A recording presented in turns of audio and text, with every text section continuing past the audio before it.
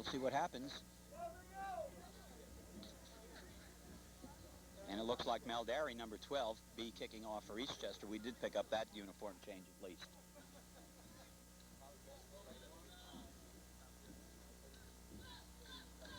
And we're about to start. Here's the kickoff. It's end over end. Taken by number 32. Right around right end, up to the 30-yard line. Still going, forced out of bounds. And Ardsley will start on offense from about their own 30-yard line. Offensive lineups for Ardsley. Augie? Okay, Jerry. We got at center, Rosenfeld, left guard, Raniello, at right guard, Gonshoff, at right tackle, Denike, and at left tackle, Regal. At the split end is Deutsch, the tight end is Morel, tailback Girardi, quarterback McQuaid, Morano, and Sand in the backfield. That's setting up Ardsley offensively. Okay, Quincy McQuaid is the quarterback, and we have a momentary delay on the field. The ball is spotted on the 30-yard line. So 1st and 10 for Ardsley. First play of the season. McQuaid calling signals, goes back, 45 into the slot and taken down by Honorata, number 20. Mike Honorata, number 20. Good. That's going to be a tough one all day. If he gets into the secondary, he's 265 pounds and tough to bring down. That was Morano, who's wearing 45 and not 44, I guess. We're going to have to work with the numbers. Oh, we have a problem. Sure are. Morano is 44, is that correct? Okay. Girardi 32. Another play up the middle on 2nd down. We were busy getting the numbers and we didn't watch it play. Well, he was stopped initially by Spada and then finally brought down by Vaccaro, the two linebackers. Inside. So the 2nd down play, good for the first down, and the ball is spotted on the 45-yard line. The only way to bring him down is the way Honorata brought him down, right at the ankles. Otherwise, he's very tough to wrap.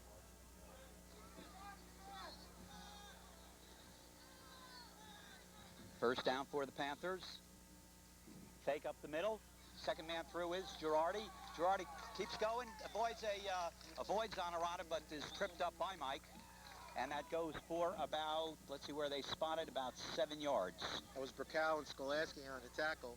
They've got a good 1-2 punch. Morano, the bruising fullback, and the real quick outside threat of Girardi. So it's a good 1-2 punch. We'll get you the Eastchester defensive lineup momentarily. 2nd down, about 2 to go. Ardsley lines up in the eye. Hand off straight up the middle. Girardi, fumble on the play, and it looks like the Panthers recover. Eastchester's pointing Eastchester way, but the referee says yes, Ardsley fell on the ball. It will be short of the first down, so it'll bring up a 3rd down and 1, or 3rd down and inches situation. Looks like 45 Morano came up with the ball, but it was difficult to say as the players unpiled. On defense, we have Dennis Lucenti at one of the ends for Eastchester, Joey Rain at the other, and the Solaro boys, Joe and John, at the tackles. At the linebacker position, we got Spada and Vaccaro inside, Fiorello and Burkow on the outside. Okay, let's see what they do. It is a first down. They got it over the line. His forward progress took him there before he fumbled. So it is a first down. 1st and 10, hands off to the second man through on a crossing pattern, gets 5, 6, 7 yards. Ardsley, its ground game is working. Gets 6, 7 yards on the play. Call it 2nd down and 3. That was 34 Sand on the carry. So one thing about Ardsley, they have 3 running threats in Morano, Sand, and also Girardi. McQuaid can pass. Passed for over 600 yards last year in 7 games. 2nd down and 3. McQuaid over the ball, I formation. Pitches back to Girardi. Girardi looking to cut. Girardi has some room, goes around the left side. Girardi keeps going, and he's finally taken down. Another first down for Ardsley. Looks like Smith on the tackle, Jerry. Okay, Mike Honorata comes out of the lineup now, and he is replaced by number 84 for the Eagles. Another number we don't have. No, that's 84 Perello of the Ardsley Panthers. No, I 84. Okay, well, I don't know. We don't have a number, so we'll go back to that. We got to get these numbers straightened up by next week.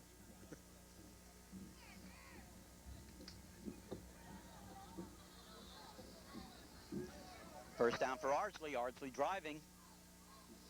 9 minutes left in the first half, lining up in the I formation, and a miss, and a play is messed up. It looks like Eastchester may have they recovered the loose ball? Can't see what happened. That was no, it's just a poor exchange. What happened was, apparently McQuaid was looking for the second man through, and the first man through knocked into him, and of course the Eastchester line collapsed then for a loss But there was of good about penetration, Jerry, by Joe Scalaro and Everett Vaccaro on that play.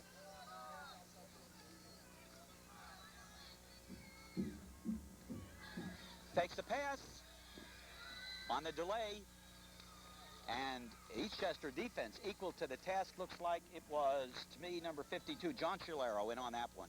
Both Scalaros are now starting to penetrate and getting into the Ardsley backfield, which is causing part of this miscommunication.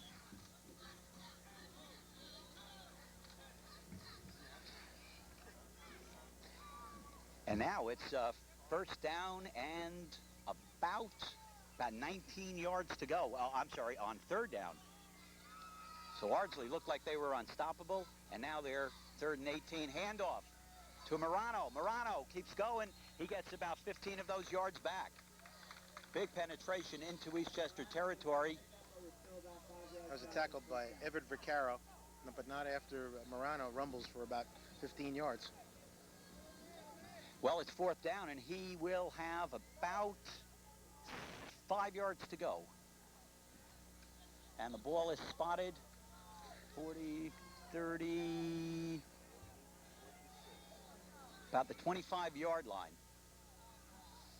McQuaid hands off to Morano going the other way. Morano, tough bringing down, but finally brought down by Spada, and he does pick up the first down. Again, a bruising run by Morano, the fullback. Augie, he doesn't look to be that fast, but he's almost impossible to bring down. What is he, 260? He's about 260, very wide, tough to wrap. Got to hit him low, otherwise he's not going down, as you can see. Another first down for the Panthers. They split out both sides. Handoff up the middle to Morano. The tackle was made by number 69, Scalaro. That's Joe Scalaro, the left tackle.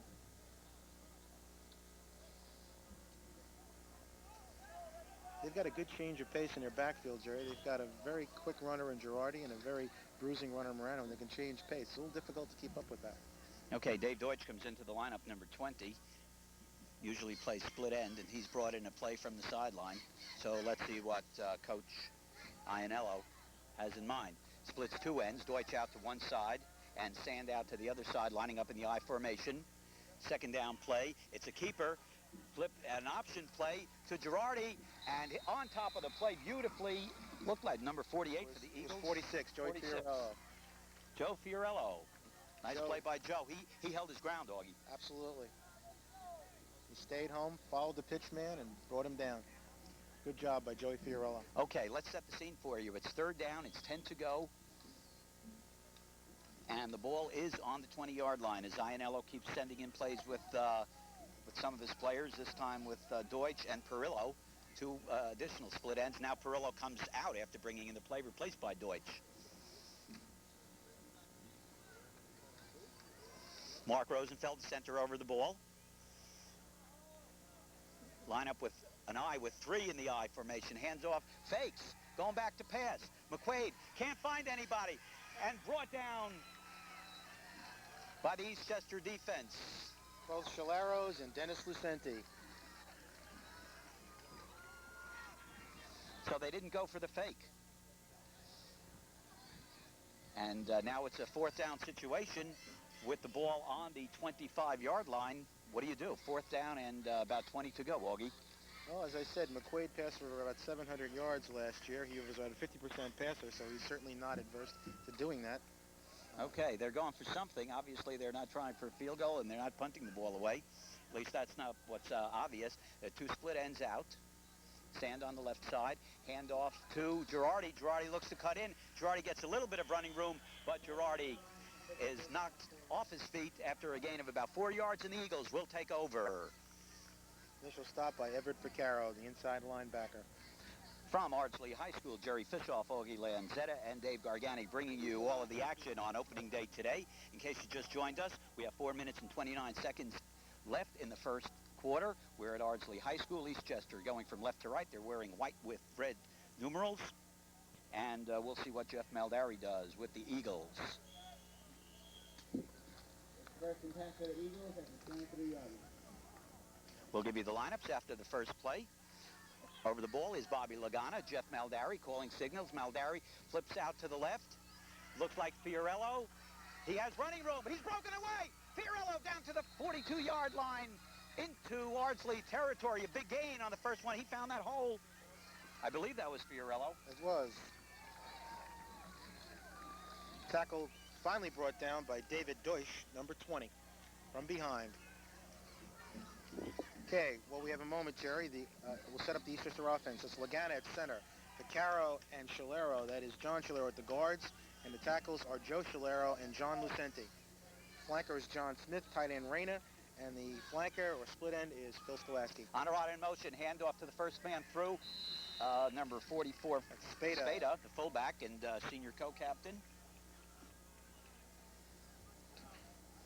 Looks like he gained about 5 yards. It'll be second down and 5 to go from the Ardsley. We're going to have trouble spotting the markers all day because they're at the far side of the field and usually people in front of them, and we have a poor angle of parallax. Nonetheless,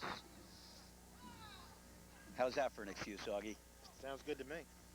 Second down, Honorado in motion again. Hand off to the second man through. It's Spada. Spada cuts through. Spada finds room. Spada's still on his feet and finally taken down. This will be the second first down for the Eastchester Eagles. So both teams seemingly moving it well on the ground so far. The Ardsley defensive line took the fake on the first handoff, and the ball went to Spada, who cut outside. And again, a big bruising fullback gets the first down. Okay, Spada not that tall, but he goes 200 pounds on that 5'10 frame. By the way, the rest of the offense is Jeff Maldari at quarterback, Fiorello and Honorata, and Spada at the fullback. We have a first down for the Eagles. Ball on about the 20-yard line. Hand off to the second man through, swings around wide. Fiorello trying to turn the corner, and no go as he's taken down by Joe Girardi. Girardi held his ground and pulled him down hard. There's so where that'll be a loss. Girardi's speed comes into play. Very quick. Yeah, and as we saw on offense, Girardi certainly has that speed. Okay. Now we'll set the Ardsley defense as we have a moment. As Regal and Denike in the middle, Angelo Morano and Rosenfeld at the ends. The linebackers are Morel, Tina, and Goncharov. And we'll finish it after this play, Jerry. Second down with the ball on the 34-yard line. Second down and 16. Honorata in motion. And there was penetration. The question is whether Eastchester moved and drew them off. And let's see what the referee says. Offside against Ardsley. Eastchester takes it, of course. Down remains the same. Second down and now second down and 11. Augie, rest of the defense for Ardsley. Girardi, McQuaid, Deutsch, and Sand in the defensive backfield for the Ardsley Panthers. No score here in the first quarter. 2 minutes left in the first quarter. Clock is running. Over the ball, Bobby Lagana. Honorata split out to the right. Pitch back to Fiorello. Fiorello going left, cuts in. And 2 flags on the play. We'll see what they are. Maybe a holding against Eastchester, but we'll wait for the referees. They threw the flags in the area of the play, Jerry. So we'll see what happens.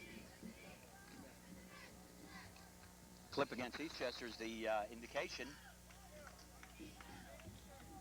And as you well know, Jerry, we don't give numbers on penalties, so we just... Neither do they, and I frankly didn't pick it up. I did, but I'm not going to say it. Okay. Okay, so the situation now, second down for Eastchester. The ball is being moved back to the 44-yard line. Big penalty. and Eastchester will now have about 25 to go.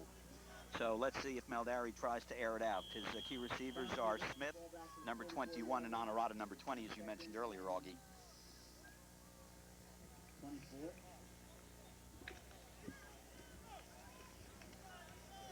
Eastchester splits Joe Reyna out to the right. Pro set.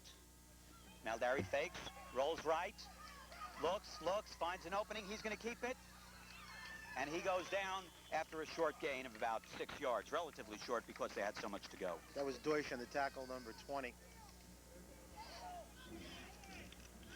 Yeah, the fake on the play action didn't fool any of the Ardsley linebackers. They knew it was a passing situation, and they stayed with Maldari all the way. No score, 1 minute left in the first quarter. We have Fiorello checking back into the game, number 46 for the Eagles. The rest of the lineup is relatively the same. And now Honorata splits out right. Reyna in tight is the tight end. I formation. Maldari hands off to Fiorello. Fiorello finds a hole. Honorata doing some great blocking out ahead of him. What great blocking by Mike Honorata. And a big pickup for Eastchester. But they had a long way to go, and it certainly won't be the first down. We'll try to spot where it is. And the ball goes down to the 23-yard line. That'll give them about 6 to go on the 4th down. Let's give the right side of the Eastchester line credit for blocking on that play.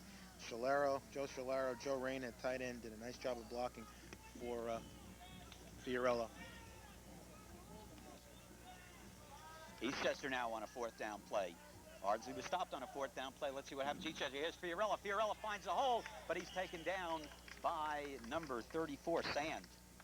On a nice play for Ardsley, and Ardsley takes over with 25 seconds left in the first quarter. I'll tell you what I'm impressed with this year, Jerry. We've been watching Jeff Baldari for a couple of years now. His ball handling, the way he hides the ball on a fake, he's doing a real good job with that, and that certainly freezes the defensive line of Ardsley. So he's doing a real nice job on his fakes today. Okay, time is stopped with 19 seconds left, so it looks like we'll probably get in one play before the end of the quarter. And then we'll switch sides. The line marker boys are coming across the field to set the line of scrimmage, along with the head linesman, Jack Chavone. Let's remind our viewers that next week, hopefully this game will be on before next week, Eastchester opens up their home season against Pleasantville. And we all know what a team Pleasantville had last year, and they've got a few players returning that are impact players, Jerry. Yeah, and Dick Rote, tough coach. I was at one game, and Rote was losing like 20-0 at halftime, and they came out, and he was yelling and screaming. I mean, it was reverberating, and Pleasantville won the game. By the way, first down, Eastchester. I'm sorry, I missed something on that. Apologize. Ardsley did not stop him. And now, that's the end of the first quarter, with no score. According to where they lined up, Jerry, it was first down, so we'll see. Yeah, I thought he was stopped, but again, we have a very bad angle here, so we apologize for that, folks. Nonetheless, we have one quarter in the books, and there's no score. We'll be back with the start of the second quarter shortly from Ardsley High School. Yep. All right. Am I going to do them or you?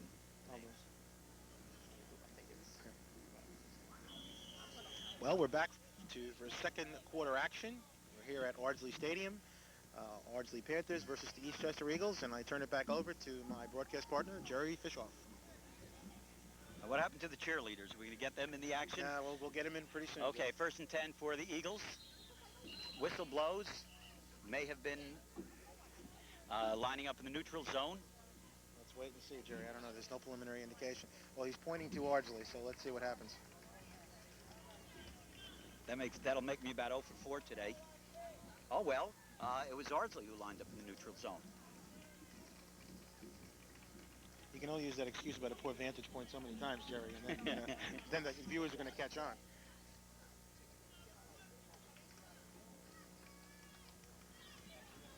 We'd like to thank Joe Gambardella from Greg TV for donating the tapes for today's game. Maldari on a 1st and 5 gives it over to Fiorello. Fiorello moves ahead, gets close to the first down, and he's taken down at midfield by Jordan Goncharoff, number 50. So now Eastchester driving. Ardsley opened the game, driving. There was stopped by Eastchester on a fourth down play. Eastchester off a long run by Fiorillo, got into good field position, and they're driving ever since. With 11 minutes, 27 seconds left in the second quarter. This is only the second set of downs.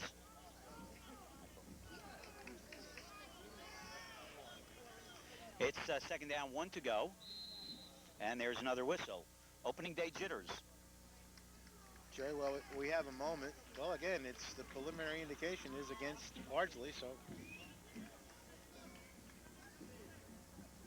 Where you going, white or blue? Well, they haven't marked it off yet. Oh, there they go. And that'll make it 1st and 10 for the Eagles if I'm not. Yeah, from what trying to find what yard line the ball is on. It's pretty close to the goal line already. Sure is. And yeah, the flags are down. It's 1st and goal for the Eagles. Maldari barking signals, hands it off over the middle. Eastchester, touchdown. Again, I can't say enough about how Jeff Mulderry is quarterbacking this team. His handoffs are excellent in terms of his faking and just his handling of the ball. It's maturity. He's a senior now, and he's doing a fine job. And I hope the fans saw it because we couldn't figure out whether that was Fiorillo or Spada. It was Spada. It was first man through. Thank you. Okay, Eastchester going for the one-point conversion. When you're that close, Jerry, you call on your big man, and that's exactly what they did. Okay, this should be... it is! Naotaka Tsunemura adds the extra point for the Eagles. The freshman from Japan scores his first point ever in football. In America. In America. And the Eagles lead 7-0. That drive went pretty much the way I thought it was going to go, Jerry. Good running by Spada, Fiorillo, and good quarterbackship, if there is such a word, by our quarterback, Jeff Mulderry. But good job by the Eagles, their first touchdown of 1994. So the Eagles draw first blood, and they were, as you mentioned, the underdog, at least according to the Gannett. Well, I take umbrage with that, Jerry, because I do believe it's going to be a very closely contested battle today. And as I said before, and I'm going to repeat myself, it's going to be the turnovers that determine this game. If they hold on to the ball and take care of the football, then whoever does that is probably going to win. We have a very exciting season coming up with the game Pleasantville next week, October 1st, the annual game against Tuckahoe. We'll be down there assisting the Tuckahoe crew. That'll be broadcast on Tuckahoe TV station 18, but we'll be there with them trying to keep Chris Rizzo and Stan Moore honest. It's going to take more than you and I to do that, Jerry. And we wish Coach Ralph Nicoletti all the best. Has a lot of his stars from last year graduated, but always good spirit down there in Tuckahoe, and we wish him luck, but we'll hold off when they play Eastchester. Today they're playing Dobbs, combined Dobbs-Ferry Hastings squad. And I think they are favored today, if I'm not mistaken. This is a League 3B contest, so right away Eastchester and Ardsley are starting out in league action. And now we're ready for the kickoff. It's Maldari kicking off from the 40-yard line. Maldari, end over end. Girardi having trouble with it. He does pick it up, but he picked it up on the ground. A very unfortunate play for the young man, and Ardsley takes over. 1st and 10, deep in their own territory. That ball is down at the inside the 10-yard line. Excellent kickoff by Maldari. I would say that Eastchester's glad that he did not get his hands on the ball, because in the open field, he looks like he could be a lot of trouble. And he had a lot of running room. Absolutely. The visitor score is not working on the scoreboard. The score is 7-0 Eagles. Announcement that the scoreboard is not working in terms of the score. It is working in terms of time. We think 10 minutes, 52 seconds left, and it's 1st down and 10 for Ardsley deep in its own territory. Look for them to give it off to Morano. McQuaid over the ball, number 7.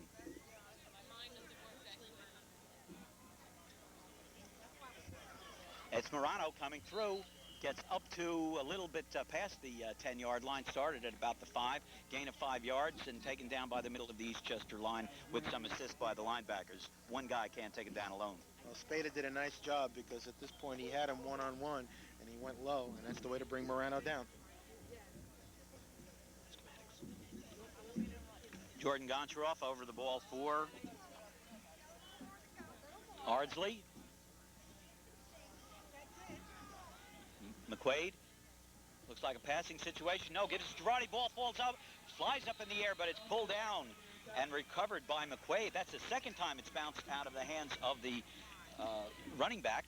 Quick reaction by 81, the defensive end, Joey Reyna, was in on him very quickly and helped cause that loose ball. Looked like a strange play. McQuaid is yelling at his teammates. There was something that didn't click on it. Again, it's opening day, and McQuaid is quite upset. You can see him waving there.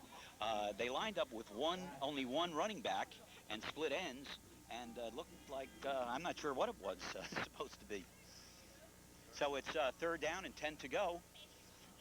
Deep in their own territory with about the, looks like about the 8-yard line. McQuaid over the ball, barking signals. Fakes, throws, overthrown. Intended receiver was Mason Sand, number 34, covered on the play all the way by Mike Honorata. And Smith and Skolasky also in on the coverage on that play, and that brings up a 4th down. Looked like McQuaid rushed it a little bit. He looked like he had some time, and he was throwing to a spot and obviously overthrew. Brings down a 4th down play. This could be dangerous in high school ball. Absolutely. Because punts, getting distance on punts are just not sure things at this level. Give credit to the Eastchester line for penetration. That's what caused McQuaid to rush that pass. Okay, Morano back to punt. Goncharoff with the long snap, getting ready. McQuaid back in his own end zone. High snap, McQuaid gets it off. Cool as a cucumber as the ball comes to the 45-yard line. Honorata has the ball, and he's taken down immediately by number 34, Mason Sand. Good job of getting away from the Eastchester block, number 34. He stripped the blocker and made the tackle. And Eastchester will set up 1st and 10. Oh, we know. We can help you out a little bit. That's Jeff Maldari at the quarterback, huddling his team. It's Bobby Lagan at center. Okay, we're going to get some help on the numbers by the friendly fans of Ardsley. Bobby Lagana over center, barking signals. Maldari, Honorata in motion, fakes, runs right on the option play. Maldari is pulled down by number 42. Scott Morrell, I believe, pulled him down. Scott Morrell with the tackle.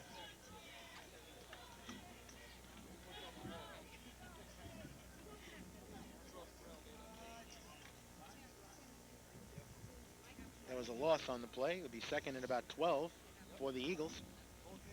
Good penetration by Morrell coming from the end. He's a senior. Split out now to the left, Joe Reyna for the Eagles. Maldari goes back, looking to throw, throws. Honorata's out there, and it's looked like it was almost intercepted. The ball looked like it held up there, and a little bit of wind that's there. Great play by Ardsley. It looked like McQuaid broke that up. McQuaid broke it up, and also out there was Sand. Sand seems to be in on everything today.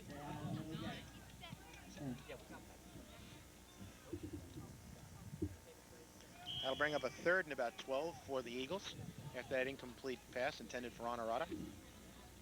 And the Eagles bring... Okay, Jerry, you can take over. Okay, Eagles lining up in an I formation. On 3rd down play, hand off to Fiorello. Fiorello finds running room again. Fiorello cuts through, goes out of bounds, and he picks up about 11 yards, but they may have needed like 13. Again, I'm trying to guess before I see them forming up. It will be short of the 1st down. Good blocking again by the right side of the Eastchester line. Shalero, Reyna, all cooperating on that play. So far, Augie, as you point out, that's been the difference. Eastchester doing some great blocking, springing Fiorello loose, letting Spada go through the line. You heard it on the PA system, 4th down and about a yard. Eastchester lines up tight. Maldari hands off to Fiorello. Fiorello goes through the middle of the line. It'll be close.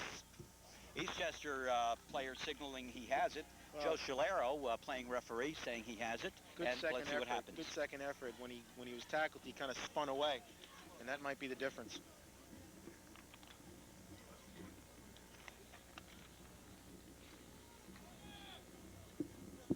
Looks like they're going to measure, Jerry.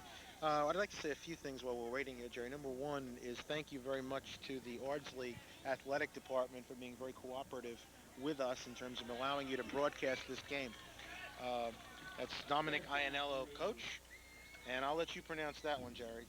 Caraviglio? Caravaglio. Caravaglio. Vin Caravaglio, the AD over here, have been extremely cooperative, giving us our own section of the stands on the home side.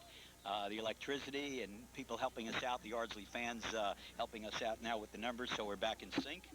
So we'd like to thank them for their cooperation. Game time temperature, 77 degrees. It's a warm one.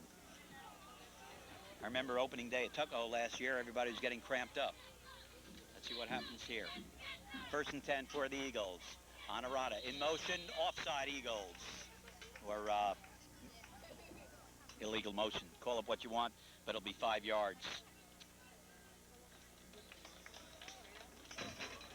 Illegal procedure, that'll be 5 yards against the Eagles. So the procedure call moves the ball back to the 29-yard line.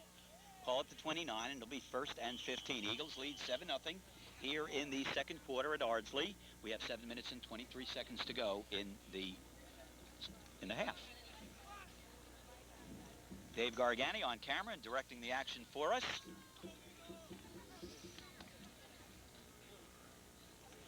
Eastchester in a pro set. Honorata in motion, handoff to Spada. Spada, hard to bring down. Look at that second effort, Augie. Doesn't gain all that much, gets back about the 5 that they lost on the penalty. It'll be 2nd down and 10. Scott Morrell attempted to bring down Spada one-on-one, and Spada drove him about 3 or 4 yards. He's a very big, strong young man, similar to Morano on the Panthers. Maybe it was that pasta they had last night. That was good, wasn't it? Yeah, at the beginning of the tape, you saw the players introduce themselves. In case you're wondering, it was at the Eastchester High School cafeteria. The team had a togetherness dinner of pasta, and Dom Ciceri and Superintendent Pellicombe were there, along with the coaching staff and Vince Forte of the school board. And we want to thank Dom Ciceri and the coaching staff of the Eastchester Eagles for inviting us and making part of their season. We really enjoy doing this, and we really appreciate them making us part of their season. So we have a timeout on the field. Maybe we can pick up the Eastchester cheerleaders. They're not cheering now, but we need to mention their names. Under the tutelage of Patty Handel. Okay, do you want to take it? Sure. Diane Passeri, Christy Royal, Lori Parada, Corey Spano, Betsy Howell, Laura Provenzal, Dana Tulata, Tara Franceschini, Harmony Krieger, Mandy Rocco, Nicole Riley, Annette DeMarco, and Melinda DeLeo. Yeah, I see my neighbor, Betsy Howell, on there, and she had an outstanding year with the gymnastics team under new coach Terry Ann Malillo. Is that any relation to Bob Howell? Yeah. It is? Very involved with the Eastchester Little League? Oh, yeah. A lot of very famous people live up on Rutgers. Not famous, notorious. Yeah, actually, they live next door to the infamous Bill Cade. Okay. Okay, this is known as filler time, folks. That's right. We're non-commercial. That's right. And I'd like to also thank our good friend, Vinny Vitrini, for his generosity in these telecasts. He has donated a microphone as well as also a box of tapes. As we get along the broadcast, Jerry, I also want to address that issue that we've been talking about for the past 6 months in terms of the activation of the channel for Eastchester education. So we will talk about that a little later in the broadcast when we have to fill again. But I think we're about ready to begin the action. Okay, 6 minutes, 4 seconds left in the half. Eastchester with the ball, 2nd and 9. This is an extraordinarily long timeout. Beautiful day for a football game. A little warm, not too breezy. The only time I felt that breeze was on that Eastchester pass play. if we start having to start saying how about those Giants and how about those Jets, we know that we're really in trouble, Jerry. That means we're really trying to fill time.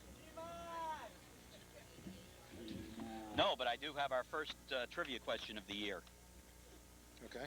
Who holds the NFL record for most field goals in a single season? Trivia question. Well, it could be several people. Yeah, but it's only one because I know. they're not tied. I know. It could be several people in terms of the. Hey, that was pretty good, Jerry. My goodness, is this halftime? Why are we waiting? Where's There the band? there must be some where's the reason. band? Okay, Jordan Goncharoff comes back on the field for Ardsley, so I guess we're ready.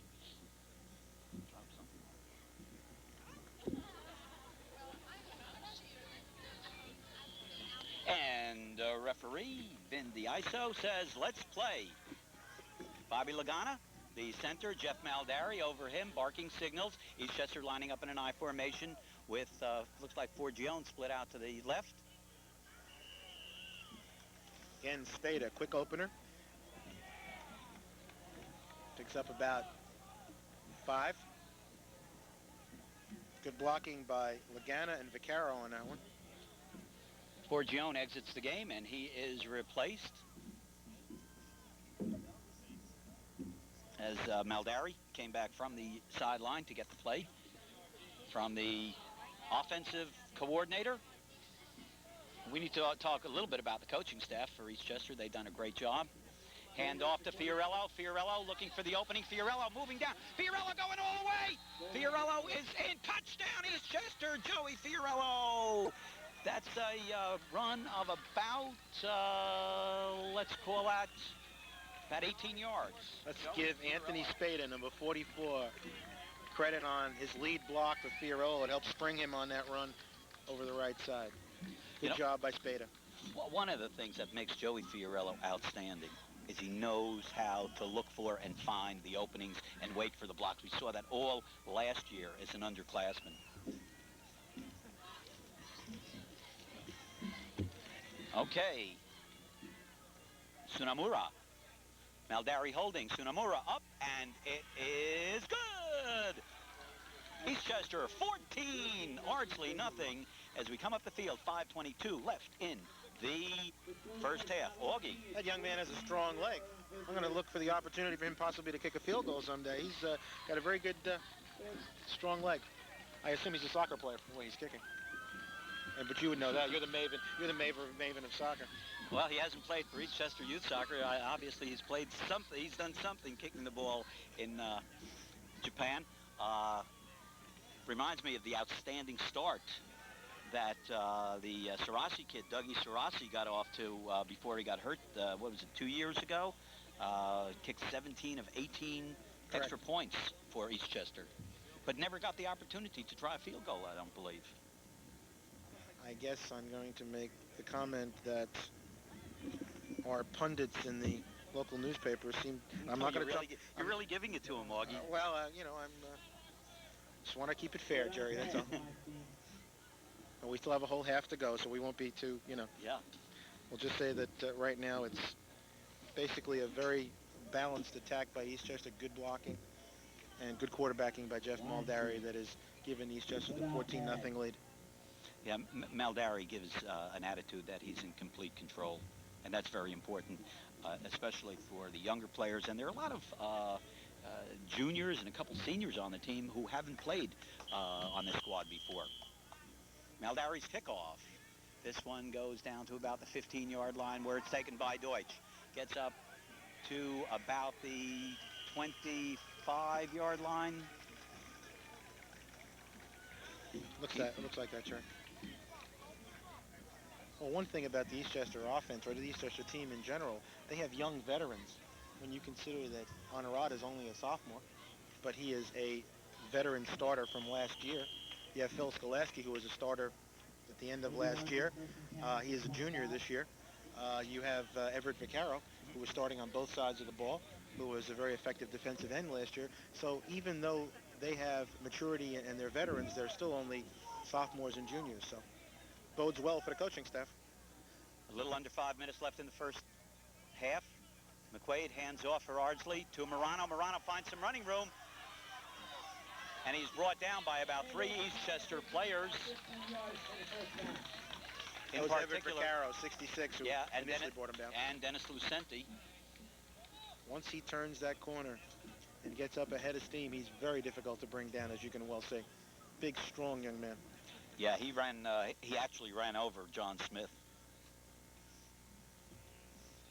who may have slowed him down a little bit. And the only penalty that Morano paid is he lost his shoe.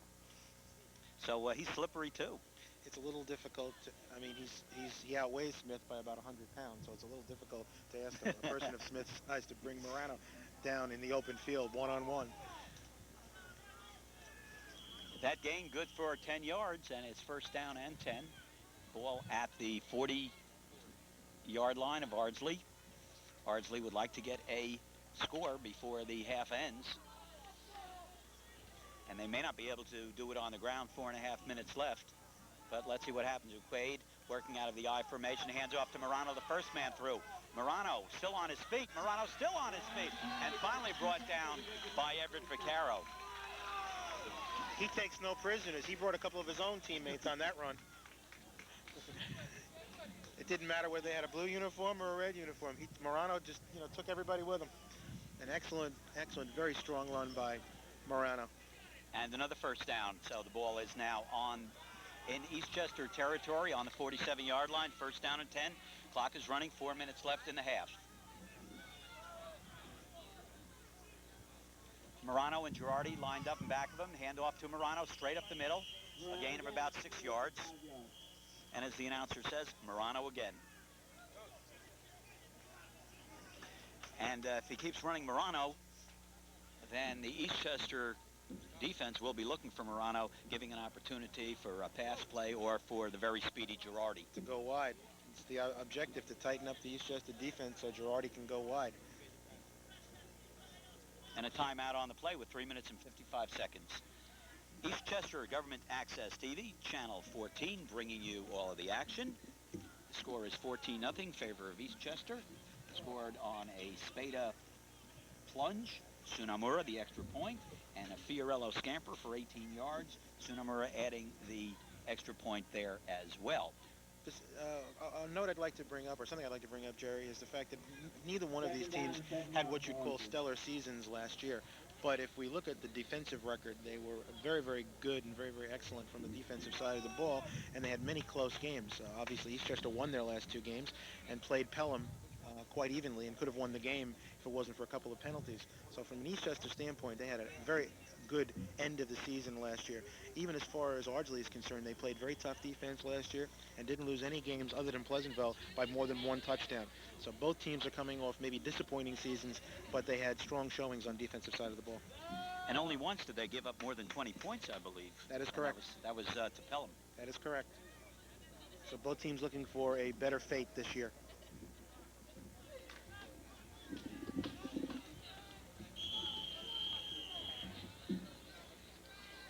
Goncharov over the ball, flanked by Denike and Regal. The I formation, handoff on a... That time it was a misdirection, to Morano, and a counter, a misdirection to number 34, Sand. Worked pretty well. Good blocking by the left side of the line from Ardsley. And there is another first down, and exactly with the Eastchester defense looking for Morano. Fake to Morano, first down on Sand's run. So the ball is now on the 33-yard line, first down and 10. Clock continues to run, 3 minutes and 30 seconds. McQuaid over the ball. And could be illegal procedure. Let's see what the call is. So what the preliminary indication is against Eastchester.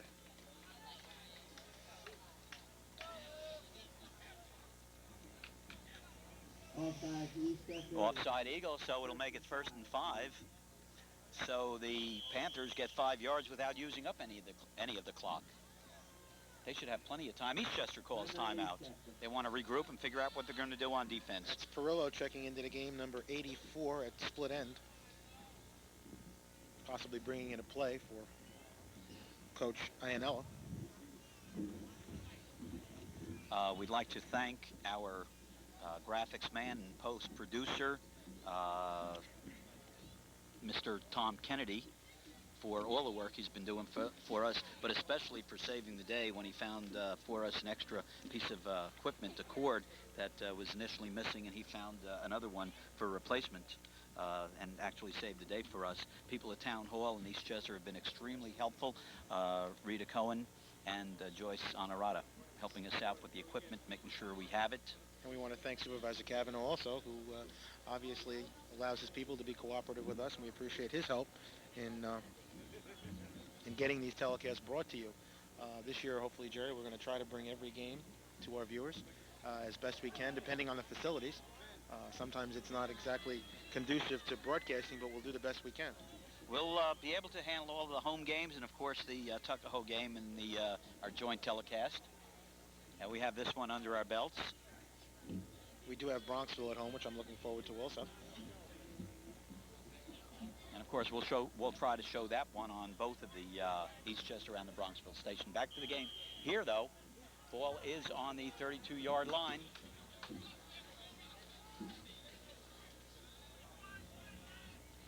McQuaid takes the handoff, bootlegs, rolls around right, goes down, fumbles, and recovered by Ardsley. Something went wrong because from the very beginning it looked like that play was going to break down. There's obviously a broken communication somewhere. And it looked slow in developing, too. Absolutely. Again, he faked Morano into the line, which obviously tried to freeze the Eastchester defense, and went outside, but as I said, something broke down. Yeah, last time, and that was in the first quarter, when Ardsley had penetrated deep, they had a breakdown, and that led to their losing yardage and finally giving up the ball on downs. It's second down now. 8 yards to go. Hand off to Morano. Morano looks for room, looking like a bucking bronco, and takes John Lucenti with him on his back. Strong run up the middle by Morano. It'll be third down. That was 69, Jerry. That was Shalaro. Was another on a tackle also, and I don't care. Shalaro's a big fella, but Morano was real tough to bring down. He was just like pushing his way through on that one. Third down and 3. And I'm noticing that actually the Eastchester defense is closing the hole in pretty well, but Morano is making his own hole. And another timeout on the play.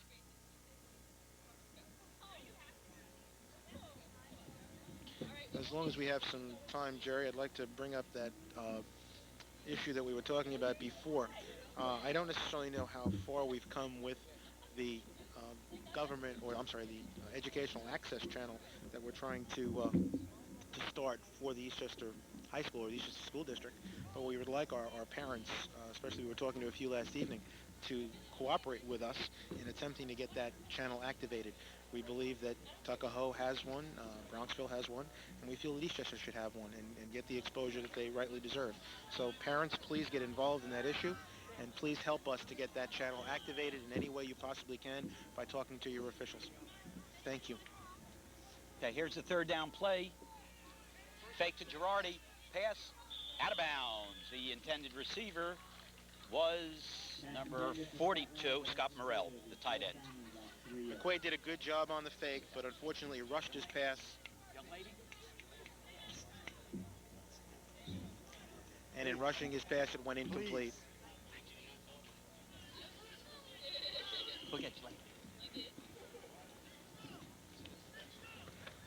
Well, here's a fourth down situation. Fourth down and 3 is a key one. 2.5 minutes left in the first half. You think they'll give it to Morano? Hand off to Morano, goes from right side. Morano has the first down and then some. And Morano goes up to inside the 5-yard line, looked like. So he got the first down and then some. Again, there wasn't much of a hole there, but Morano broke through it and basically got into the secondary, and that's exactly what Ardsley wants. And Honorata did a very nice job in saving that touchdown by tackling Morano low and getting him by the ankles. Again, it's the only way to bring a fellow that big down. That'll bring up a first and goal for the Ardsley Panthers. Looks like it's tucked just inside the 5-yard line, so we'll call it 4 to be consistent with the scoreboard that says first and 4 or first and goal. And time is no longer a factor. 2 minutes and 24 seconds left.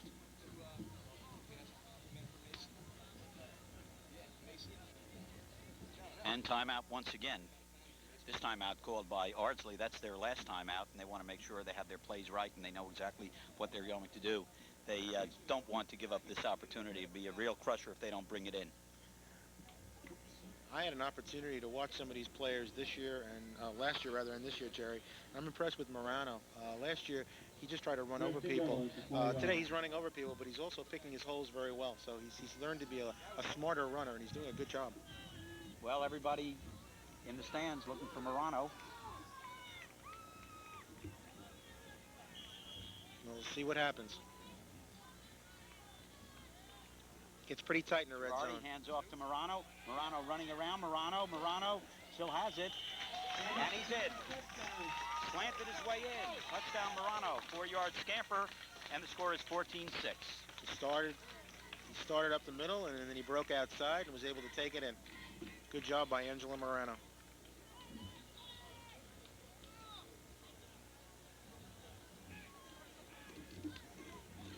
You go for 2? Nope. Well, we don't know. I gave you the Jimmy Stewart answer. Nope. Okay. We don't know about their kicking prowess, but they have a guy like Morano who might be able to put it in from the short distance and give themselves a chance to. Well, I'm not a gambler, so I guess that's my nature or that's my mentality. But they are going for 2. So you were asking somebody who's not a gambler. Hand off to Girardi. Girardi is not in. Run fails. So this time I'm right.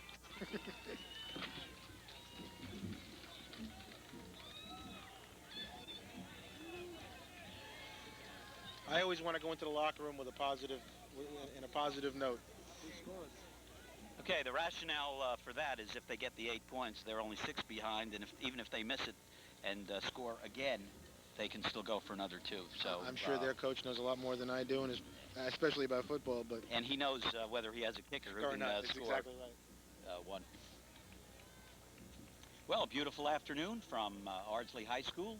Ardsley will be kicking off. Eastchester has 2 minutes and 19 seconds left. So it will be interesting to figure out what the Eagles' strategy would be as they get set to receive the ball for the first time today. I would say it would certainly depend, and we can't tell how many timeouts they have in terms of what they're going to do. If they have 2 timeouts, then they obviously they can do a little bit more. They're certainly not going to gamble. They like to go into the locker room with a lead, and they haven't made any mistakes today. No turnovers for their side. So I think they're going to play it rather conservatively. Back for Eastchester is Ernie Santiago, number 23, and Mike Honorata, number 20. That's Santiago's first appearance. Ernie is a sophomore. Here's the kickoff by Morrell. Santiago picks the ball up. Santiago, 5, 10, 15 yards. Nice run.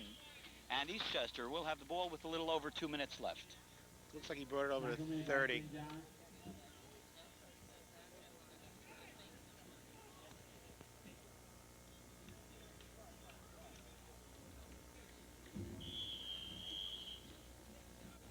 Now it's just, is it over or under? No, I can't tell. 27. 27, okay. 27-yard line. A long way to go, as you mentioned, Augie. Not the time to risk a turnover. No, I would say even if you're not conservative like you with the football, Aug. But look for Fiorello to carry the ball. Hand off to Fiorello. Fiorello goes wide. Deutsch traps him, and Deutsch brings him down with some help from Jordan Goncharoff. Good lateral pursuit. Also on play was Girardi. They strung that play out for no gain, or actually a loss. Yeah. And good sportsmanship by Girardi. He helped pick him up. You like to see that. Since he put him down, he might as well help pick him up, right? He's a gentleman, Jerry. 122. Eastchester in no hurry, so if they can't break off the big one, they're going to use up enough clock so that they don't have to kick it. And I think that's probably their game plan, so they don't have to punt it away. And Ardsley can't call timeout to get the ball back because they're out of timeouts. Hand off to Spada. Spada is pushed out of bounds, and that will stop the clock. So 58 seconds left. That'll bring up about a 3rd down and about 9 yards to go. This is starting to get a little bit interesting. Eastchester may have to punt the ball away. It probably would have been better off if he didn't go out of bounds. Would have kept the clock running. Okay, Maldari comes back from the sidelines. He knows exactly what he has to do, and he'll use up all of the time he can. For some reason, the clock is not running, but that's a scoreboard clock, and it's unofficial. So the numbers we tell you are not the head linesman's clock. Plunge right up front. That was Spada, the fullback. And now it is 4th down. The clock shows 45 seconds. The official clock is held not by the head linesman, obviously, but by the field judge, Ray Prishlak. The stadium clock is still running.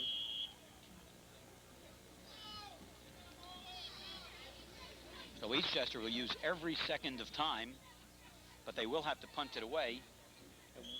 And if they do, if they do punt it, they certainly want to keep it away from Girardi. The referee is signaling timeout for Ardsley, but I was under the impression that Ardsley used up all its timeouts, and he signaled timeout after Maldari came over, so I'm a little confused. Maybe it was Eastchester that called timeout, figuring if they have to punt it away, they might as well regroup.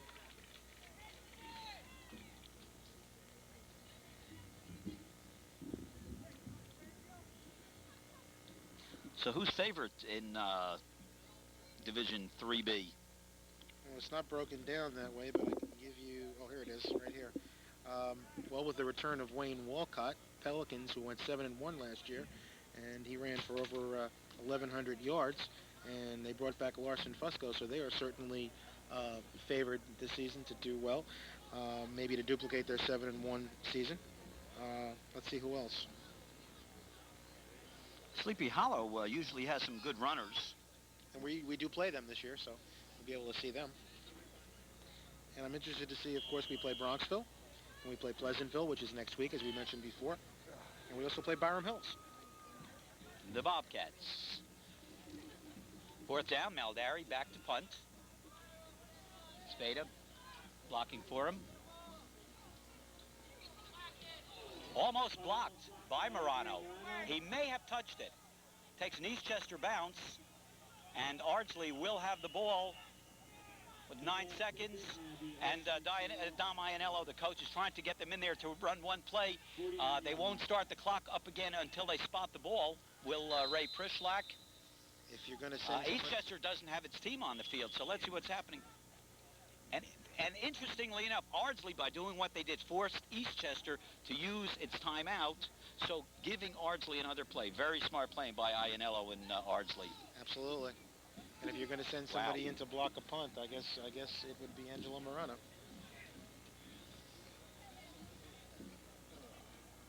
Eastchester afraid that Ardsley was going to form up that fast and start a play.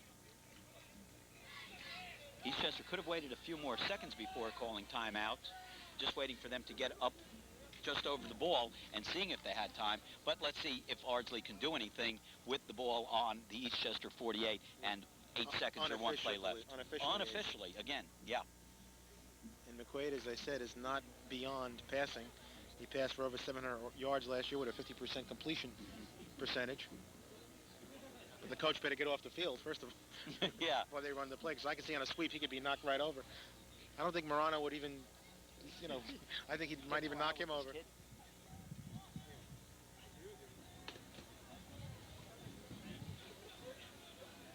We're about ready to start. Morano is not in on this one. He's on the sidelines holding a little well, kid. They have triple receivers out. Quadruple receivers out. He's going for it. And he goes to the other side.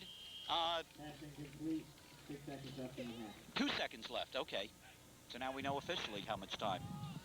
So he'll have another play. Very interesting setup. 4 receivers on one side and went to the other side. Not a bad idea. You don't put it past Ianello to come up with something like that. And let's see what happens this time. Coming again. 1, 2, 3, 4. This is the way we used to play in the schoolyard, Jerry. Without a line. That's right. McQuaid airs it out. Nobody out there except Mike Honorata says, let it drop. And that is the end of the first half with the score.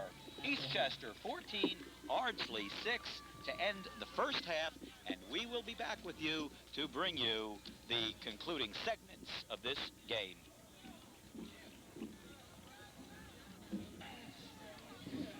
We're about ready to start the second half. Eastchester Government Access TV, Channel 14. Jerry Fishoff with Augie Lanzetta, Dave Gargani. Eastchester leads 14 to 6. Halftime stats for Eastchester, which is all we were able to muster out. Up, Joe Fiorello has 80 yards, and Anthony Spada has 35.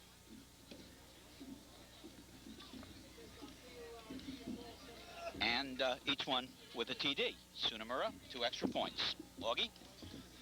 Okay, Jerry. In the interim at halftime, we've had joining us in the booth one of the stalwarts of the Eastchester football team last year, Greg Skoleski, was about to go off to college, and we'll be talking to Greg intermittently in the third quarter. All right. And Ardsley kicks off, and it to the up man. No, we don't have a 17, so we'll just have to... Okay, we're sorry we blew that kickoff, folks, but the numbers are a little bit awry here. It looks like Justin Bruchale, 47. Okay. Okay, Eastchester will set up 1st and 10. About the 36-yard line. Offense stays relatively the same. Lagana at center. Shalaro and Vaccaro at the guards. Joe Shalaro and Lucenti at the tackles. Rain at tight end. Skoleski and Smith at the wideout. Malderi at quarterback. Malderi brings his team up to the line of scrimmage. Barks out the signals at the I formation.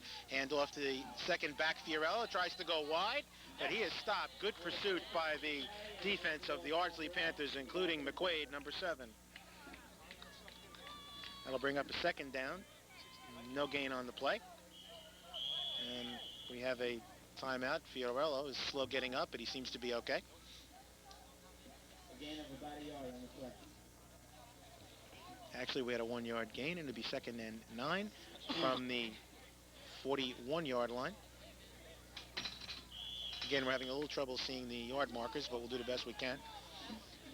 I was over on the other side of the field during halftime, and one of the reasons we're having trouble seeing it is 2 of them were down, and 1 of them was facing the opposite direction. Oh, okay, thank you.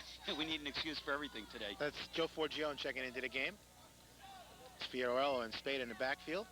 It's on a rod, number 20 in motion. Quick handoff to Spada. Spada bulls right over the middle, right over the center. Spada picks up about 2-3 yards. That'll bring up a 3rd and about 5 yards to go for the Eastchester Eagles. Tackle made by number 42, and that is Scott Morrell. Yeah, Goncharov in on that one once again, and the outside linebacker, Goncharov, seems to be in on an awful lot of them. Okay, that's 3rd down and about 6 to go for the Eagles. Fiorello and Spada in the backfield. And it's fake to Spada and Fiorello back to pass intended for number 20, Mike Honorata. He's covered by number 20, David Deutsch. And that'll bring up 4th down for the Eagles.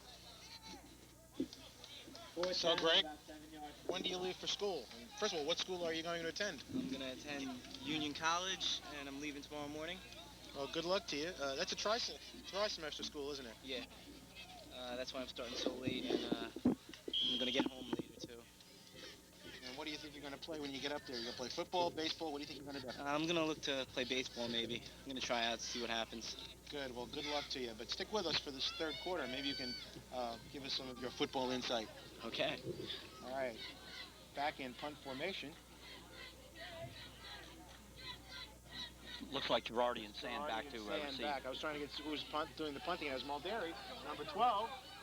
And ball bounces, and Eastchester is watching it bounce. It takes an Eastchester bounce, and it's down by number 64, Lucenti of the Eagles. And Panthers will take over 1st and 10 at about the 26-yard line, or their own 26-yard line. That's McQuaid at quarterback. Rosenfeld the center. Manillo and Goncharov at the guards, and Regal and Denike, is it? Sure. Mm-hmm. at the tackles with Morrell at the tight end and Deutsch at the split end. We're back to the action. It's McQuaid. McQuaid hands off to Morano, going over the right side. This time he doesn't get much. He's met head-on by number 44, Anthony Spada. Spada got him right in the midsection and took him down on a one-on-one. Spada didn't have any help. That'll bring up a second down, and Morano picked up about 2 or 3 on the carry, so it'll be 2nd and 7. Ardsley did not have the statistics to tell us how many yards Morano picked up, but he does have a bundle, and we'll have to see whether he can hold out all game or he gets tired. That may be a factor. It's McQuaid, the quarterback, blocking out the signals. Again, hands off to Morano, but ball got away from Morano, but he got it back. He continued to run, bobbled the ball, and picked up good yardage considering. Yeah, twice in the first half the ball popped out of the carrier's hands. So little bobbles, and all 3 times now Ardsley has recovered. So this will bring up a 1 to go on 2nd down. Actually, it's third. Should be third down. down. That's correct. Looks like they're calling the chains out. Yep. Must be closer than they first indicated. From the angle I have here, it looks like they made it. Looks like they made it easily. Yes, Dave, you're a correct call, Mr. Fisher.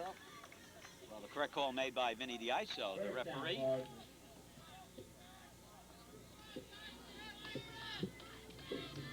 The Eastchester defense remains relatively intact with Dennis Lucenti and Joe Reyna at the ends, Shalero and Shalero, the Shalero brothers, and at the tackles, Spada and Vaccaro in the middle, and Fierro and Bracao on the outside at the linebacking positions. Augie, looks like about the 37-yard line is where they'll be starting. We do have, actually, at the line, one of the linebacker positions, Sean Wiener, number 36, playing the left outside linebacker. Get handoff to Girardi. No go that time. I think it popped loose after the whistle. What do you think, Greg? Yeah, it was after the whistle. Who was that? Reyna? Reyna made a nice hit on that. That's right. It was he that partially caused the fumble. He's holding his knee now. That doesn't look good. Coach Phil Bichetti comes in right away. Reyna's down, and he was holding his knee. Not a good sign. Looks like the pile may have rolled over onto him. Okay, we have an injury timeout. Hopefully it's not serious.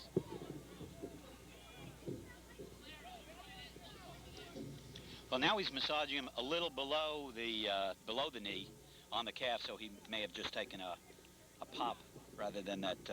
You always worry around the knee because that's where the twisting Yeah, it takes looks place. like just a cramp the way he's lifting it up.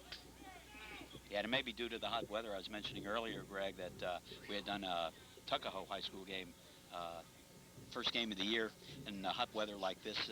I don't remember whether it was last year or the year before, and they were all coming out on cramps. Dr. Boyer's doing a good job getting all the players liquid. He's got his Boyer juice out there. That's what they call it, Boyer juice. A little better than Gatorade. Is that the red stuff, Yeah. that Boyer juice I went over? I He don't know offered what me a little. that stuff is. I'm ready. I don't have any cramps. By the way, Greg, tell us about what schools you looked at last winter when you were making your decision and why you chose Union. Well, as Reyna gets up, I looked at Notre Dame last year and University of Virginia. And I guess I chose Union because of its size and its proximity to home.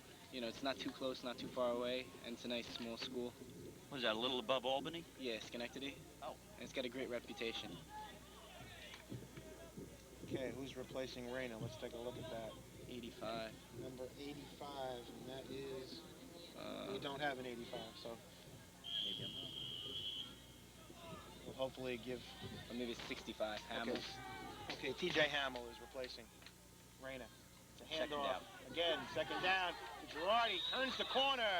Knocked out of bounds nicely by Edward Vaccaro. But not before he picks up about 9. Well, let's see where the spot is. The Ardsley bench is telling the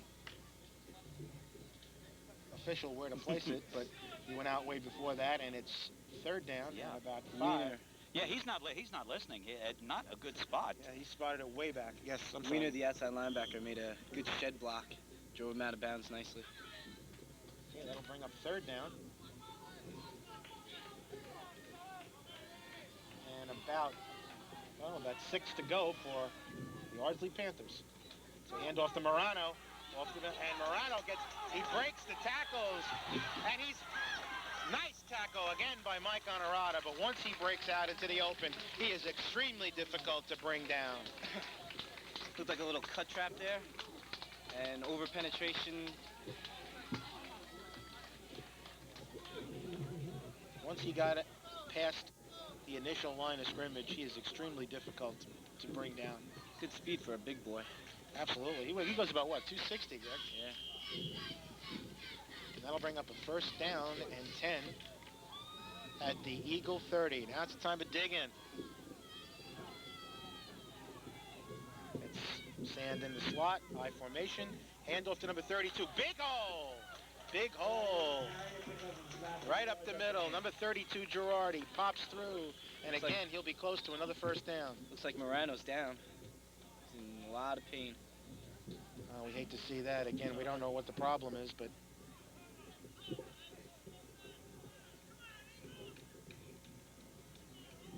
I didn't see what happened to Morano because I was following the play. Did you happen to see it, Greg? Looked like he was taking looks like they're working on him as if he has a cramp, where they're pushing the foot back and forth. Looks like he was blocking, lead block possibly. Just caught a cramp. Let's hope so. He's had such a fantastic game today.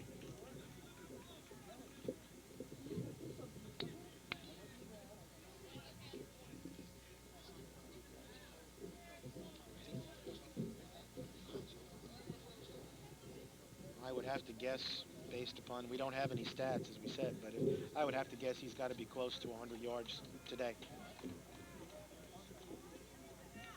It's a good... They seem to be a good tandem, Greg, Girardi and Morano. You have Morano, the big bruising fullback, and of course Girardi, who has tremendous outside potential. So they seem to... I'm sorry, go ahead. It's good to have a good combination of speed and strength in the backfield. Eastchester has that too. It's just that Fiorello likes to be more of a bruiser than a finesse. But he's got the speed to be a good finesse back, and Spada, of course, we all know, has the bruising power. Well, you're right about that, because Fiorello proved that in the first quarter on his run. Showed good speed, good breakaway speed. Morano was up, but he's still in a little bit of pain. He's favoring that right leg. Yeah, that cramp is a severe one. But he will probably be back. That's a good assumption on your part. He's a tough kid. That's a cramp. Not let him walk if it was a knee. That's a good point. Our other cameraman, Vince Forte, indicated they wouldn't let him walk if it was not a cramp. So hopefully that is a cramp, and he'll be back real soon. The ball is placed inside the 20-yard line on about the 19, where it's first and 10. So it is a first and 10. Okay, they did. It's Rosenfeld, center, leading the Panthers to the line of scrimmage. Equated quarterback. Sand and Girardi in the I formation. Flanked out is Matthew Justin. And we have another whistle.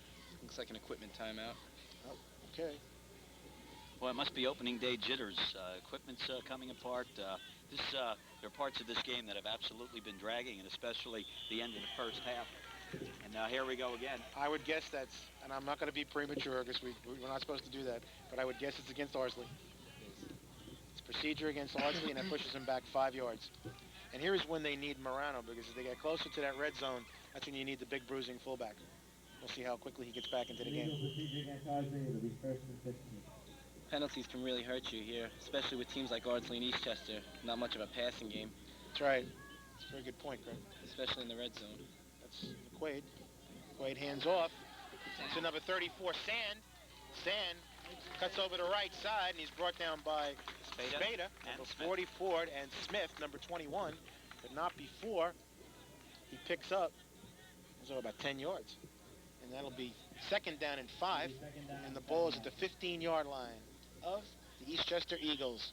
And Morano checks back into the game, and number 80, Justin Matthews, checked out. in the I formation is Morano and Girardi. Quaid barking out signals. Hands off to Morano, and over the right side, Morano picks up a couple of more, and Spada makes the tackle. See what he picked up? Picked up maybe 2. And it's 3rd down and about 2 yards to go. Yes, the Eastchester defense has to get more aggressive on this play. They've got to attack more. They seem to be sitting back a little bit. Spade is making up for it with some nice reads. I guess the most important thing is really to stop them here. To stop the momentum of Morano, basically. Because he has an effect on the entire team. Well, Morano's out. He's Oh, back no, out? he's in, sorry. Okay, he's in the out. Let's see where he is. Gotta expect it to go to him. Okay. It's Morano and Girardi in the I formation. And the slot is Sand. Morano. It's Morano again. And it looks like they have a first down, and it's Dennis Lucenti, who makes the tackle. But not before Morano takes it about 4 yards, 5 yards, and it brings up a 1st and goal for the Ardsley Panthers. Supposedly this is where it gets tough, and that's where a back like Spada or Morano really help out. Ball is spotted, Augie, just outside the 5. Okay. Again in the I formation. Handoff to Girardi. Girardi's going to take it wide. He cuts in and makes a little something out of nothing because he was stopped. He changed direction, went to the left, and picked up a couple of yards. A good individual effort by Girardi. Now Honorada's down. He had a beat on Girardi and just let him fake him out. Gotta watch the belt, not the face. That's true in most sports, isn't it? Even in basketball or whatever. You watch. Can't go anywhere without the jocks. That's what our coaches say. Honorado is down for a second. Dr. Boyer comes out. Honorado popped up pretty fast. He doesn't want to go out. Limping just a little bit. Again, the weather is, as we know, is a little bit warm and does cause some cramps sometimes. Hopefully Michael will be back real soon. And it brings up a 2nd and goal. Well, it's 3rd because it says 2nd on the... No, it's 3 to go. Oh, 3 to go. Okay. They're on the 3-yard line, maybe just inside the 3. Okay, again, in the I formation is Girardi and Morano. Handoff to Morano, but he's hit initially by number 69 and then brought down by number 52. So the Chalero boys, John, number 52, and Joe, number 69, stop Morano cold. Well, it was John Chalero who got in there and hit him face-to-face, pushed him back. They both bounced off each other, and then the other Chalero polished him off. Great play by Eastchester and a good read. But of course, in this zone, they're looking for Morano all the time. Yeah. And I think that's how they're setting up their defense, and they'll take their chances, and they'll try to recover if they give it to anybody else but Morano. Yeah, probably around, probably during the week, Coach Luciano prepared them well, knowing that when they get down to this zone, they're going to go to Morano. Well, we have a timeout on the field. And talking of time, 4 minutes and 3 seconds left in the first quarter. If you just joined us, Eastchester in the 3rd quarter. If you just joined us, after a scoreless first quarter, Eastchester got on the board with a plunge by Spada, and Tsunamura kicked the extra point to make it 7-0. Later on that quarter, Joe Fiorello took it in on an 18-yard scamper around the right end. Tsunamura made it 14-0. Eastchester held on to the lead until about a minute plus left in the half, and Morano took it in and tried for the 2-point conversion by Girardi on a run was no good, so that's where we stand, 14-6. But of course, right now, the Ardsley Panthers are threatening. And to set it for you, it's 3rd down, and the ball is, let's see exactly where the ball is. That was a loss on the play. 6 about? It's about the 6-yard line. Look for Ardsley to draw attention to Morano and maybe kick it out to Girardi. And they're packed in tight. It's McQuaid. There's a fumble on the play, and that's them. Yes, and Eastchester recovers the ball. We'll see who that is. We'll check out who it is. It's hard to see. It looked like 64 on the play, and 64 is John Lucenti. Hopefully on the play, and Eastchester stops Ardsley on the door. They were knocking on the door and stops him cold. When Lucenti saw the ball, he said, I got to jump on it, no fancy stuff, trying to run with it or anything like that. I'm not even sure you can advance it in the situation. He saw the ball, gathered it under him, cool as a cucumber, and a big, big drive By the stopped way, so far by Eastchester. John played basketball for me. It was better that he fell on it. Augie, you got to be nice. Now, he's not going to mind because he made an outstanding He's one of my play. favorite kids. Just teasing, John. All right, we're back to the action. And that was Spada right up the middle. And he picks up a whole bunch of yards, and it'll be first down for Eastchester. Spada really has a great feel for the holes. I remember last year, even the smallest hole he could find and just pick through. He makes something happen once he gets through. That's 48 yards now for Anthony Spada. That'll bring up a 1st and 10. And I'm going to let Jerry figure out what the yard line is because I can't see it. It's Maldari at quarterback, Spada and Fiorello in the backfield. A handoff to Fiorello. He's trying to bring it wide, but unfortunately, Girardi, with his quick lateral movement, was able to string the play out and bring Fiorello down for a big loss. Also in on the play was Morano.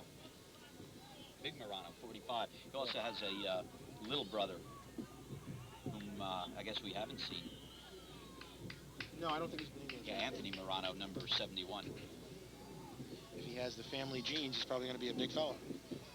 And that'll bring up a 2nd and about 20. Is that what it looks like? 19. 19 or 20. You see that's Spada and Fiorello in the backfield. That's Smith flanked out to the right side. And again, it's a handoff to Fiorello, cutting it up the right side, but he doesn't get very far. Again, that's 55 on the tackle for Ardsley. And that is Tina, the outside linebacker, who brings down Fiorello. And it's, well, basically... Morano's cramping again. Yeah, Morano is down. On that play, Spada was out doing the blocking, but the Ardsley defense swarmed right around him, broke through the lead block and got to Fiorello. It's a little tough to run outside on him. Girardi is real quick. He has good lateral pursuit. And Morano, as you said, is cramping up again. He's been a real workhorse today, and he obviously plays both sides of the ball every down. I don't know. I didn't notice whether he was on the kickoff and receiving team, but I do know he plays 99% of the time. Looks like Eastchester's going to have to go to the air here with 3rd and about 20. Look for Maldari to roll out and pass. Okay. Doesn't exactly have the height to throw straight from the pocket. And with his speed, it's a good idea. Well, the interior line, especially number 70 for Ardsley, Denike, is quite tall. As you said, he's rolling out, but unfortunately, Drew a good block by the ref. the ref gets in the way of Maldari, who was rolling out. Tackled by Vin Diaso, the referee on the play, and there's nothing you can do about it. There are no do-overs in high school football. Yeah, reminds me of the play last week where Art Monk made a great catch and took the Jets down I the was field at the game, by cutting around the referee, and the referee actually blocked off the cornerback, and he went and caught the ball, and that was the play in which they got it all the way down and then got the winning field goal. I think Monk must have played basketball. He used his pick very well. Monk has been around a long time. The answer to the trivia question: Lou Groza. who holds the record for most field goals in a single season in the NFL? You should know this because you're a big Giant fan, Augie. Okay, then let's see. It's a Pat Summerall. The much maligned Ali Haji Haji Sheikh, Sheik. Okay. 35. We could also play Where Is He Now, but we won't do that right now. That's Maldari back to punt. That's Sand and Girardi back to receive. End over end. Sand is letting it bounce. He picks it up. 45-yard to line. the right. And there's a penalty. Looks like Sand. Sand breaks out. He's down the right side. And Maldari was waiting for him to bring him down, but it's all for naught. Yeah, Because looks there's like a a clip flag. It's a very lonely flag right there. And it's going to bring it back. Yeah, clip on the play by, looks like number 60, whom we don't have on our lineup for Ardsley. But But nonetheless, we don't want to give the penalty. No, we don't do that. Out. So that'll bring it back from about the 43-yard line. Yeah, Sam picked the ball up on the 45-yard line, and it was clip or maybe called blocking from behind. So this will tack on some distance and put him back onto their own side of the field. Again, this is going to tend to tire out the Eastchester defense. They were 3 and out, and basically what they're going to do now is go back on the field and have to deal with Mr. Morano again, which is not an easy task. 14 seconds left in the third quarter. It's called a clip, and is Morano back in?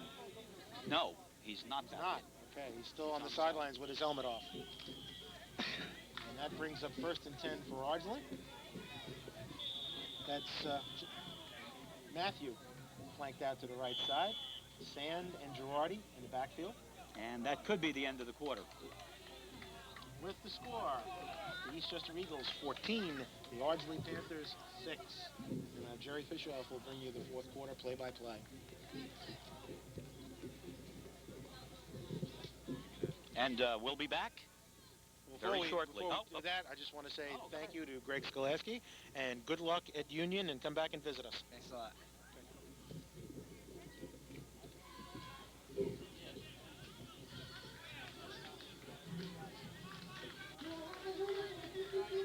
And we're ready to start the fourth quarter. Eastchester with an 8-point lead.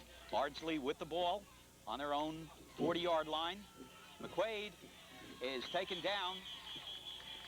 That was Everett Vaccaro, number 66, who was not fooled. He followed McQuaid and brought him down for a very minimal gain of 1 yard. And we'll keep watching to see the situation concerning Mr. Angelo Morano. And right now, we can't find Morano. He's in. Yep. I knew it would be not too long a time, Jerry, when he would be back. Sand flanked out. McQuaid from the eye. Hands off to Morano. Morano goes for about 6 yards. Maybe 7. Let's see where they spot it. Looks like about 7 yards, Jerry. He's 2nd down.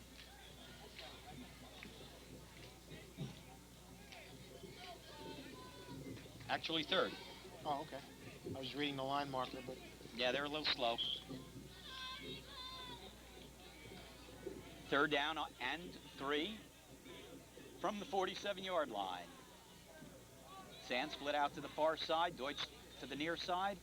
Hand off to Girardi. Is fake. A keeper. McQuaid looking for room. Gets a few yards back, but he is thrown for a loss of about 4 yards. Eastchester looks like Lucenti in on that one. Dennis Lucenti, number 76. And also Smith. All 150 pounds of him was in that play. Good job by John Smith. He has a nose for the ball. He sure does. Eastchester on offense lines up with Meldari, Anthony Spada, Mike Honorado, number 20, Joe Fiorello, number 46. The line going from left to right is... I'm sorry, why am I giving the offense? I forgot the... Well, you got the... I didn't turn the page. No, that was my fault. That was my fault. I know the numbers now, so I don't... Looking before I was thinking. It's Quincy McQuaid over the ball. He has Angelo Morano in the backfield along with Girardi. Morano punting on 4th down. Very high and takes a little bit of an Ardsley bounce. And Eastchester will have it with relatively good field position and the clock on their side, 9 minutes and 42 seconds left. That ball almost hit Dennis Lucenti. Just missed him, but fortunately it didn't.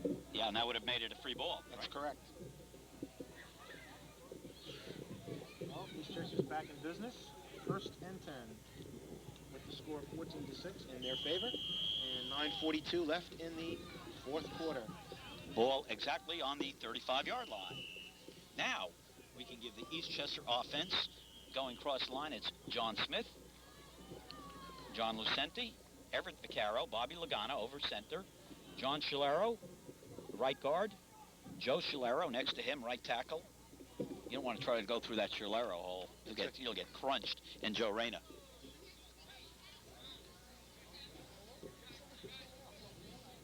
And on defense, they're up against the front line of Ardsley, which is Angelo Morano, Regal, Danique, and Rosenfeld. The linebackers, two outside linebackers, Jordan Goncharoff and Mike Tina. Scott Morrell is the middle linebacker.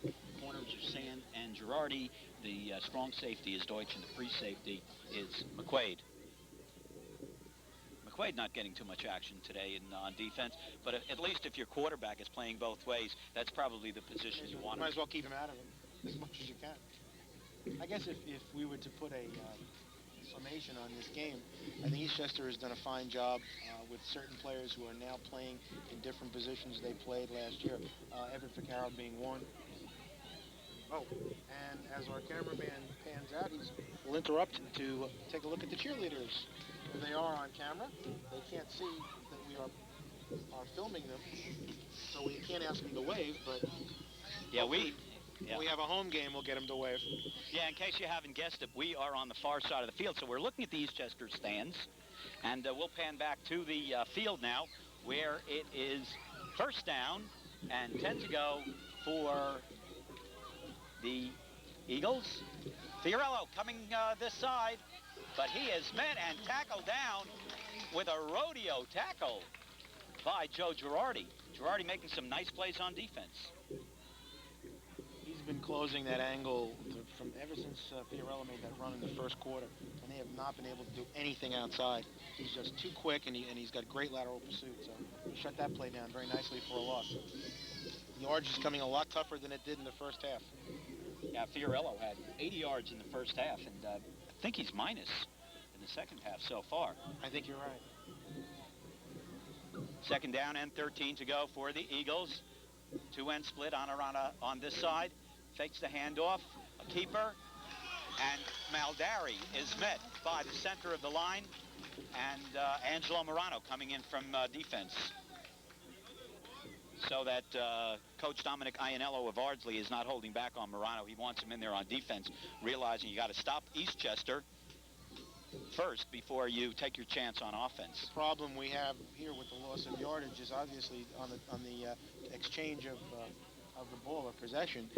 Ardsley could have very good field position, so that's one thing that Eastchester does not want to do. So I would say that I would advise them to get a couple of first downs to get the ball up the field, even if they don't score. Get the ball away from their goal line. And they have now lost 10 yards on 2 plays. Well, you advise them on getting first downs. Well, you need to tell them how, Augie.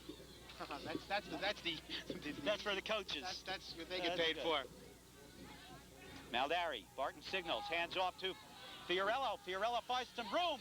Nice blocking right out ahead of him. Good job by Joey Reyna. Yep. And also good job of Fiorello by following those blocks. It's one thing for the blocks, but it's another thing for the back to follow the blocks, and that's what Fiorello did. Good job. Fiorello waited, both getting out of the line to find that hole and then waiting for the block to form up. And Joe Reyna doing a fine job. It's a matter just of controlling the ball, Jerry. It's not a question of even scoring at this point. But keep the ball out of Ardsley's hands and keep the ball out of Morano's hands. That's what they really have to do. Unfortunately for Eastchester, the 2 losses which put him back 10 yards and having 20 yards to go, picking up 15 was not enough, and now they have to punt the ball. So they're punting from the 40-yard line, which of course is a lot better than being farther back. And Maldari doing a nice job punting all day. The other thing you want to do probably is keep the ball away from Girardi, but the other back, Sand, is also very accomplished, so it's 6 of one, half a dozen of the other. I think I'd go to the right and give it and kick it to Sand. Sand and Girardi back. Maldari calling signals. Morano, the lone guy coming in. Spada takes him out. Ball takes a nice Eastchester bounce, but Girardi picks it up. Girardi trying to circle around the far end. And he's tripped up beautifully. Number 47. Justin Brucal. Brucal's made a couple nice plays today. He did not take that. He tried to give him a head fake. Brucal didn't take it and made the tackle. Good job by Justin Brucal. Very, very, very important for Eastchester because there was a lot of grass out there without any white jerseyed players. And 7 minutes and 15 seconds. Ardsley behind by 8 points. Of course, there's always the possibility of the 2-pointer. Absolutely. But they have a lot of real estate to go. The ball is on their own 29-yard line. First down and 10. McQuaid hands off to Morano. Morano finds one hole. Brucal hits him first and wrestled down by by Everett Ficarro. Everett Ficarro. I've got to tell you, that young man must be very strong because he grabbed Morano right around the top of around his shoulders and brought him down. And that's not an easy task. Real nice play by Justin Brucal, slowing him down.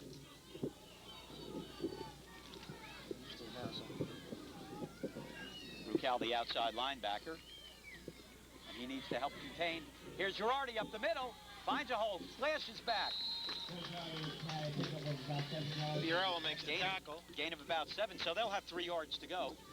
Clock running, 6:11. Again, we advise you that it's not official, but it's 6:11 to go. The score 14-6 in favor of the Eagles. But now Ardsley starting to ground out those tough yards towards the tail end of the fourth quarter.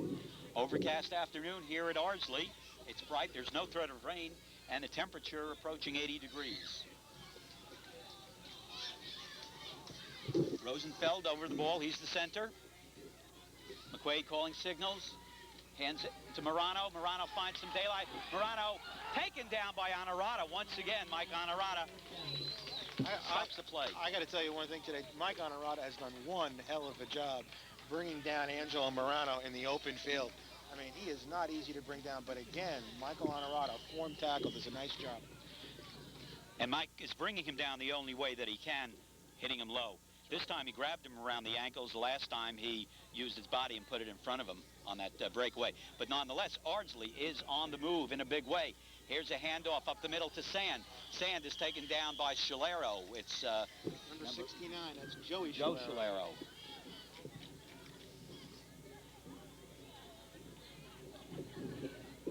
Eastchester defense has to be tiring, Jerry. They've been on the field a good part of the fourth quarter and a good part of the third quarter, actually. So they've got to be tiring. Yeah, Joe Scalero is the younger one of the two, but he's the bigger one. Okay. And there really have not been many substitutions. No, on either side. On either side, so there's got to be tiring, but I would say the Eastchester Right. defense is tiring. And most of the players are going both ways. Yeah, you take some punishment. Strange play there. Looked like it was forming late, and Dominic Iannello, the coach of Ardsley, on the sideline, kind of throwing his hands up in the air, saying, "What was that?" It was intended for Justin Matthew. The coverage was by John Smith, but again, it was a little bit, I guess, what you would call unorthodox. Yeah, perhaps McQuaid was trying to call somewhat of an audible, but threw that ball awfully fast. Anyhow, Looks like he was trying to fake into the line and maybe pitch the ball, but I couldn't figure out whatever the play went for. 3rd down and 10. The ball is on about the 36-yard line. Handoff up the middle to Morano, and Scalero had the idea. John Scalero, he found a new way to get him, grab his uniform and not let go. That's right. In the old days, those uniforms would have ripped, but can't afford those tearaway jerseys anymore. So John Scalero grabbed him by the uniform and slowed him down. That's the old adage, don't tell me how you did it, just do it. And that's what Scalero did. Well, it's 4th down now. Here's an interesting one. 4th down and 10 to go. Ball on the 35-yard line. 4 minutes and 6 seconds. You go for it, and that's what they're doing. Timeout is called. The 4-minute warning. 4-minute warning, and you may have heard Vinny DiIso saying there are 2 timeouts left for Ardsley. Eastchester has 3. And Eastchester has 3 timeouts? I guess according to our... Yeah, the important one, of course, is how many timeouts Ardsley has, because they're the ones who are trying to play catch-up. Of course, if they catch up, amount of timeouts Eastchester has will become an important factor. A recap of the scoring. In the first quarter, no score. Ardsley got the ball first, marched downfield, got inside the 30-yard line, got pushed back a couple times, and finally gave up the ball on downs to Eastchester. Eastchester did just about the same thing. They got down to the Ardsley side of the field, close to the red zone. They gave up the ball. However, in the second quarter, Anthony Spada capped off an Eastchester drive by plunging in for the 6 points, and Tsunamura kicked the extra point. Later on in the quarter, Joe Fiorello ran 18 yards, slashing around right end, and Eastchester was at 13-0. Tsunamura made it 14-0. Very close to the end of the first half, Morano capped off a drive for the Ardsley Panthers. Girardi tried to carry it in for 2 points, didn't make it. That's where we stand now, 14-6. McQuaid going back, looking to pass. McQuaid airs it out. Over the middle, the intended receiver. It's number 42, Jerry. Okay, Scott Morrell, the tight end. Coverage by Phil Skolasky on the play, and that brings up 1st and 10 for the Eagles. Skolasky is limping as he's accepting congratulations for good coverage, and Skolasky will be coming out. Let's see who he is replaced by Maldari. The ball, to be fair, the ball was thrown a little bit ahead of Morrell, and he made a nice dive to try to get it in. Now it's a matter of Eastchester Eagles controlling the ball, chalking up a couple of first downs, and keeping the ball away from the Ardsley offense. Now Eastchester having taken over on downs, and Shalero, that's John Shalero, jumping offside, illegal procedure. That'll cost Eastchester 5. One of the few mistakes made by the Shalero brothers today. They've had a fine game on both sides of the ball. How'd you like to be the Shalero family and have to feed these two young men after the amount of energy they've used up? How'd you like to feed them tonight? What do you feed them? A lot of pasta. Maldari over the ball. They'll keep the ball on the ground, no doubt. Hand off to Spada. Spada breaks through. Spada keep going with the ball. Spada still going with it. He still has it. Unbelievable play by Spada. And he gets back all of the... he gets 15 yards. The 10 yards he had to go and gets back the 5 yards they lost. He couldn't bring him down. Well, let's put it this way. Good job by the Eastchester line blocking, but after 5 yards past the line of scrimmage, that was all Anthony Spada. I got to give you the comment of Vin Forte, who, of course, does the camera work for the Eagles game tape. He says Eastchester has its own version of Murano. It's called Spada. That's a good point. And 60 pounds lighter, too. Eastchester having the ball in good field position, their own 47-yard line. 3 minutes, 9 seconds, inside handoff. Could be Spada again with the ball. It is. It is Spada. They're going to their workhorse. Oh, yeah. This is the idea. Just keep the ball on the ground, take care of the football, and just grind out the yardage in the first downs. And this way, Ardsley will not get a chance. And it's second down. Yeah, and Ardsley has to figure out when to use its timeouts. Exactly. 2 minutes and 40 seconds left. Eastchester with a 14-6 lead, but remember, 2-point conversion could change it all. Right and now, that's a Eastchester's possibility. on the move. Right now, they're on the move. So the further they penetrate, the further, or is it farther, that Ardsley will have to go. An official timeout. Cheerleaders on the far side cheering it up. Nice Eastchester crowd. The Ardsley bench right in front of us. And we're in enemy territory, so we've been saying nice things. Well, we say nice things anyway, Jerry. Oh, we try. Fiorello hitting the backfield. Fiorello hit again. He breaks away. Hit again. And finally, taken down for a small loss. The scouts up here in the tower next to us are indicating to the coaching staff to take a timeout, and Ardsley does take a timeout. They have one timeout left. Okay, let's set the action for you. Let's set the situation. Well, the situation is very simple. It's third down and about 7 yards to go for the Eastchester Eagles with 2 minutes and 4 seconds left down the clock. Ardsley has one timeout remaining, and after that they will not be able to stop the clock. Eastchester has 3 timeouts remaining, but that's not the critical point. At this stage in the game, the only thing Ardsley can do is try to force some type of a turnover in order to get the ball back, because if they don't have the ball, obviously they can't score. Joe Luciano in his coaching debut for Eastchester. You think we can get Joe up here Well, after the game? Hopefully, with not being premature, but if in fact the score holds up, I'm sure Joe would be, very happy to come on up and speak with us. His maiden voyage. Maiden voyage, right? Head coaching game, and done a fine job. His coaching staff has done a fine job. And hopefully he'll come up and talk to us. And hopefully at the same time we can get some statistics. Charlie Cooperman, the backup quarterback who's not playing today, not dressed today, is doing the stats. Doing a fine job, by the way. Okay, the action is almost ready to resume with 2:04 left in the fourth quarter. The score 14-6 in favor of the Eastchester Eagles. I was saying before, Jerry, is there are a couple of players on the field like Everett Vaccaro who have changed positions from last year to this, and I would have to say that Everett has done a nice job in changing over from the end position to the, which is a more aggressive position actually, into the middle linebacker position. He's done a fine job. Yeah, more of a position where you need to read and react, exactly. Third down. There may have been a violation by Ardsley going into the neutral zone. That won't take any time off the clock, but it may give Eastchester 5 yards. Let's see what the call is. That's exactly right.